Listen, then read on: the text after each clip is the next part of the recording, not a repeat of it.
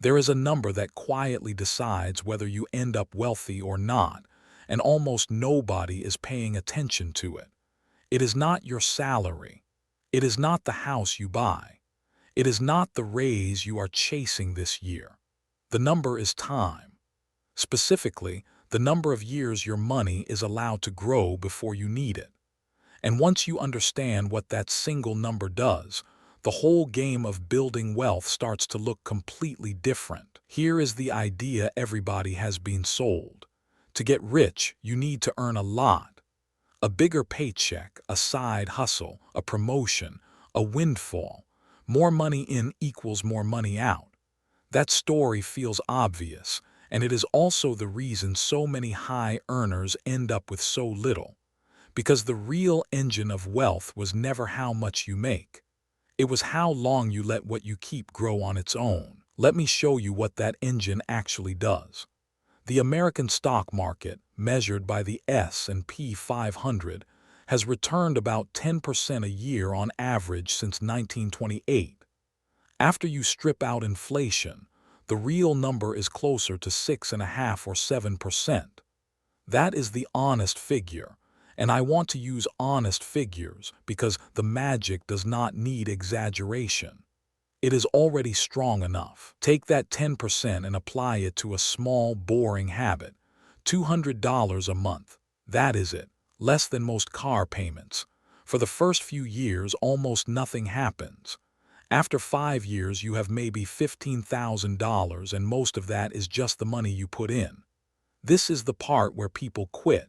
It feels too slow. It feels like nothing is working. But you are not watching a sprint. You are watching a fuse. Keep going. After 20 years, that $200 a month has grown to more than $150,000. Now watch what happens in the second 20 years, because this is where it stops being addition and starts being something else. After 40 years, the same $200 a month is worth more than $1.2 million. Sit with that. You put in roughly $100,000 across your life, $200 at a time, and you ended up a millionaire. Nearly all of that final number, almost $900,000 of it, is growth. Money your money made while you did nothing. That is the compounding effect. Your returns start earning returns. The interest earns interest, and the longer it runs, the more violently it bends upward at the end. The first half of the journey looks flat and discouraging. The second half looks like a miracle. They are the same machine. The only difference is time. Now here is the part that should genuinely change how you think. Because if time is the real engine, then when you start matters far more than how much you start with. Let me give you the clearest example in all of personal finance. Picture two people. The first one starts investing at 25. She puts in $5,000 a year every year for 10 years. Then at 35, she stops completely. She never adds another dollar. Total, she invested $50,000. The second person waits. He starts at 35 the moment she stops, and he invests that same $5,000 a year, but he keeps going for 30 straight years all the way to 65. Total, he invested $150,000. 3 times as much money for 3 times as long. So who has more at 65? Most people assume the guy who put in 3 times the money. He did not even come close. At 65, the woman who invested for only 10 years and then stopped has about $787,000. The man who invested 3 times as much for 30 years has about $611,000. She put in $100,000 less and walked away with over $170,000 more. Read that again because it breaks something in your brain. She did not invest more. She did not pick better. She invested earlier. Those 10 extra years at the start gave her money more time to double and then double again, and the head start never stops paying. If the late starter wanted to catch her, he would have needed to invest more than double every year. That is the price of waiting, not effort, not skill, just years you cannot get back. So here is a question I want you to actually answer in the comments because I read them. What is the real reason you have not started or not increased what you invest? Is it that the money feels too tight right now, or is it that the payoff feels too far away to feel real? Be honest. I think naming it is half the battle, and I read every reply. Now let me give you the one piece of math that makes all of this easy to feel. It is called the rule of 72. You take the number 72 and you divide it by your annual return. The answer is roughly how many years it takes your money to double. At 10%, 72 divided by 10 is about 7. So your money doubles roughly every 7 years. At a more conservative 7%, it doubles about every 10 years. Why does that matter so much? Because doubling is where the real story hides. A dollar that doubles 7 times becomes $128. But here is the cruel and beautiful part. The last double is bigger than all the doubles before it combined. Going from 64 to 128 adds more than the entire journey from 1 to 64, which means the final years of compounding, the ones most people never reach because they started late or cashed out early, are the years that carry almost the whole payoff. Now I know what some of you are thinking. $200 a month is fine, but what does this look like at the level I can actually do today? So let me give you the honest menu, using that same 10% and a 40-year runway, because the number you choose matters less than the years you give it. Start small. $50 a month, the cost of one streaming bundle and a couple of coffees. Over 40 years at 10%, that quietly becomes more than $300,000. You will have contributed $24,000 of your own dollars. The rest, every other dollar, was made for you while you slept. Now double it. $100 a month grows to more than $600,000.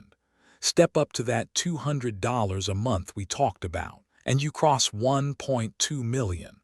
And if you can reach $500 a month, the kind of number that feels out of reach until your income grows into it, you are looking at over $3 million by the end.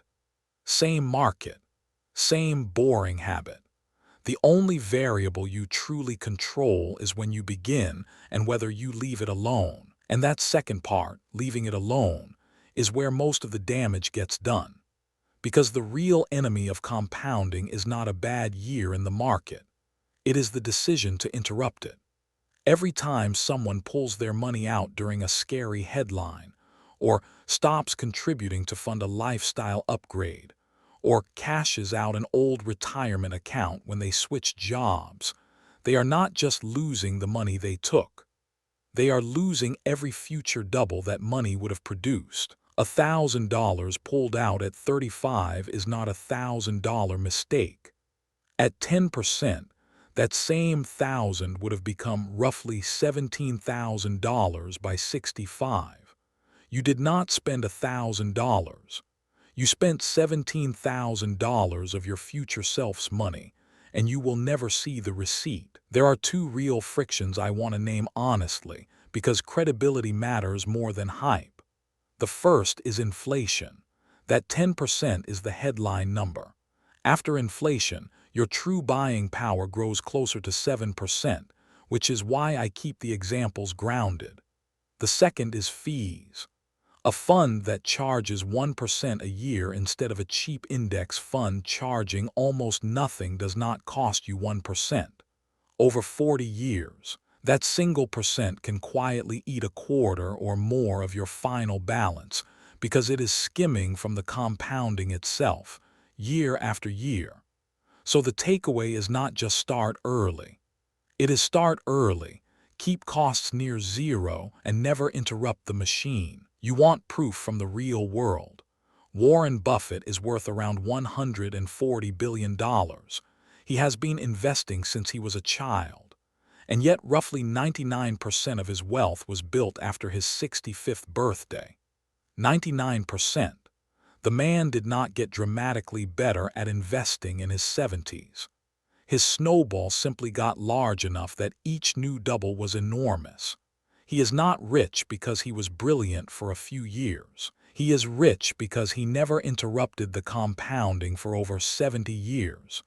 The secret was not the returns. It was the refusal to stop the clock. And this is the principle that reaches far beyond a stock chart. Compounding is not just a money trick. It is how almost every meaningful thing in a life is built. The person who reads 20 pages a night looks no different after a week than the person who reads nothing.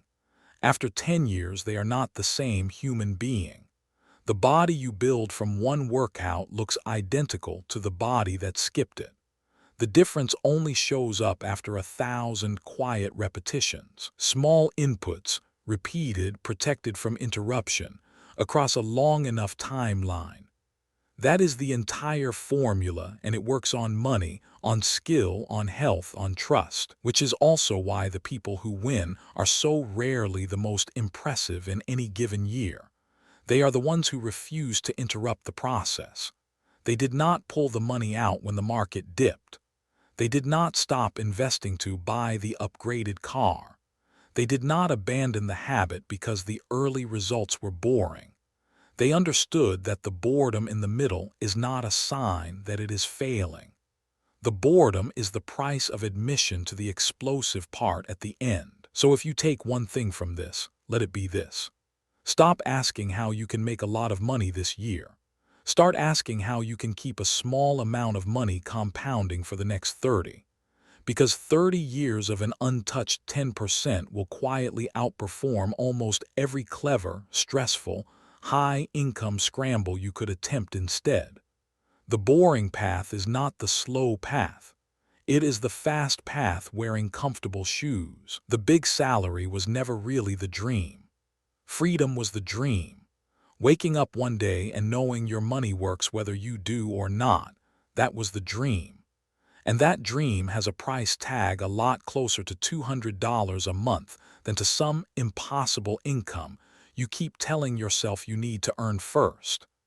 The only thing standing between most people and real wealth was the belief that they had to get rich fast in order to ever get rich at all. You never did. And now you know the math. If this changed how you think about one expensive thing you have been telling yourself you can't have, there are a lot more of these, the real math behind the life you actually want. Subscribe, and let's keep decoding it together.